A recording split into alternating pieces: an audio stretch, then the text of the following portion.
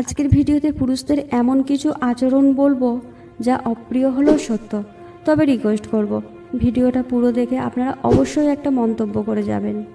খেয়াল করে দেখবেন প্রেমিক যুগলদের প্রায় দেখা যায় রেস্টুরেন্টে, পার্কে, কিন্তু স্বামী স্ত্রী খুব কম পাবেন। প্রেমিকার সাথে সারা রাত কথা বলাটা ভালোবাসার পরিচয় হলেও বউয়ের সাথে এক রাত গল্প করাটাই নেহাত বোকামি। প্রেমিকার লাল গোলাপ পছন্দ বলে সারা দুনিয়া এক করে লাল গোলাপ হাতে দিতে ব্যস্ত প্রেমিক, কিন্তু বউয়ের জন্য কখনো একটা লাল গোলাপের আবদারে তার আদিক্ষেতা লাগে। প্রেমিকার হাতে বিষাদের খিচুড়িও অমৃত মনে হয়।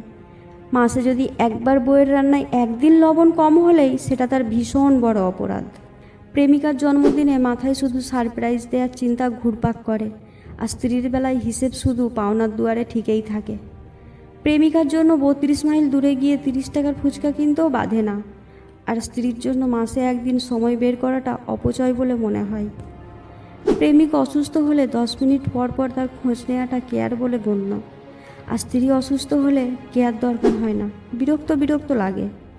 একটা অনিশ্চিত সম্পর্ককে মানুষ যেভাবে গুরুত্ব দেয়, সেটা যদি বিবাহিত সম্পর্ককে দেয়া হতো তাহলে চারিদিক এত ডিভোর্সের ছড়াছড়ি হতো না।